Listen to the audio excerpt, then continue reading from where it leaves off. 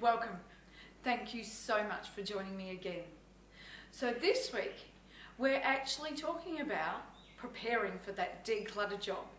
You know, if you're really going to spend a couple of hours, half a day or a day, fully focused on decluttering. Now, sometimes one of the hardest things to do is actually to get started.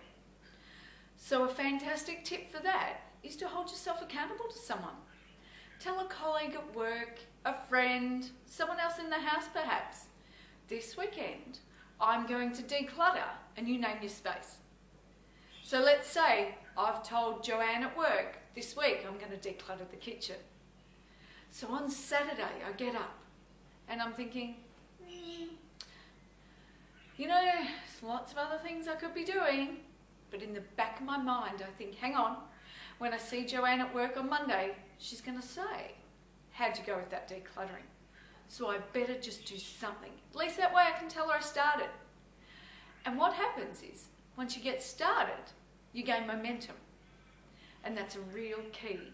So remember that. Tell someone. It's going to make you take action. The other part is you can, of course, get family members on board and work together. It gives a real sense of ownership on the prevention and the maintaining the space as well. But don't force it, okay? Now, another option, of course, is always to get a professional declutter in to help you. Or, what about doing it with someone independent, a friend? A friend who can be like a 2-year-old child, and when you say, no, I think I want to keep that, they can say, you are so funny. Really? Who would keep that?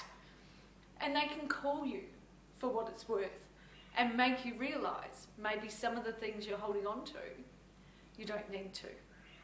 And lots of people hold on to things for memories. I get that. And it's a real bond and very, very hard to throw things out.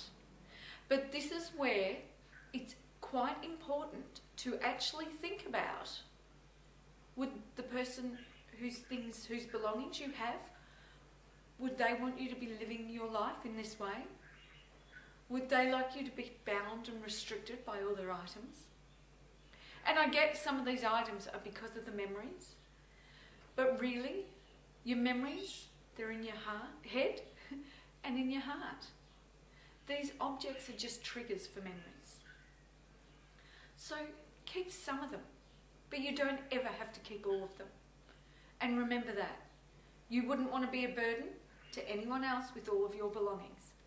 And the person that you love, and the reason you're keeping these things, they don't want to be a burden to you either. So think about that and be brave. And if you're not sure, do it step by step. Box up some of the items, put a date on the box, 2 months, 3 months, 6 months, a year from now. And if you don't go to that box, then that's okay. You're ready to get rid of them. Always just keep a couple of things. Remember, clearing the clutter happens in layers. And the more you do it, the better you get. But don't ever burden yourself too much. That's enough for this week. Next week, we're actually going to focus on the tools that you need to clear the clutter. Thank you so much. Now, of course, you're welcome to go to the website, www.lifestylefocus.com.au. And I look forward to you having a happy, healthy, fun, and productive week. See you next week. Thank you.